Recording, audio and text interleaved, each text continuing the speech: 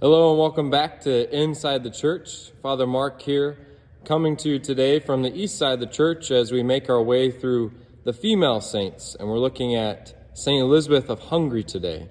And she's not one of the most well-known saints, and you might wonder why she was chosen, why the pastor or parishioners chosen her. I think it's probably because of her strong German connections and Franciscan connections, which have deep roots here. Obviously, German connections run deep here at the parish. And so Elizabeth of Hungary, obviously she grew up in Hungary, but she came to Germany through marriage. She married King Ludwig of Germany at that time in the 1200s. And by all accounts, they had a very saintly marriage. It was centered upon the love of Christ, and they had 3 children.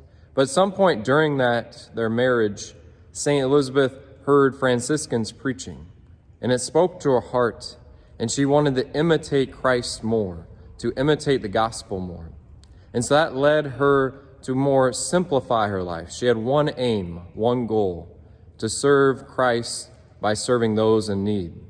And so using her wealthy means by being a queen, she set up hospitals. She fed as many as sometimes 900 people daily. And then after her husband unfortunately died an early death, she chose not to remarry. Instead, she chose to become a third order Franciscan.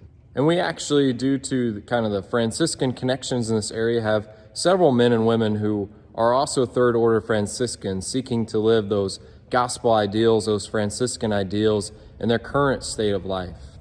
And so the final thing I'll say about Elizabeth of Hungary is one of her great miracles. And so you can see behind me, she has roses in her cloak.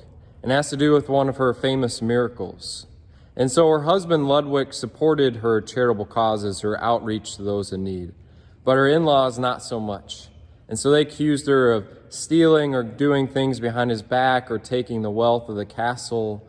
And she wasn't doing that at all. Ludwig gave her permission to do all these charitable causes. But one day she was taking bread to those in need, and the in-laws and Ludwig kind of confronted her. And then she opened up her cloak, which was filled with bread that had been turned into roses. And so the roses fell down, and kind of everyone was kind of in awe and in a shock. We'll hopefully learn something about St. Elizabeth of Hungary. Until next time, God bless.